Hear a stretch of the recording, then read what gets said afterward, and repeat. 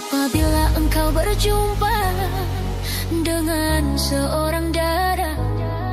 yang banyak memberi harapan dengan penuh jiwa, jangan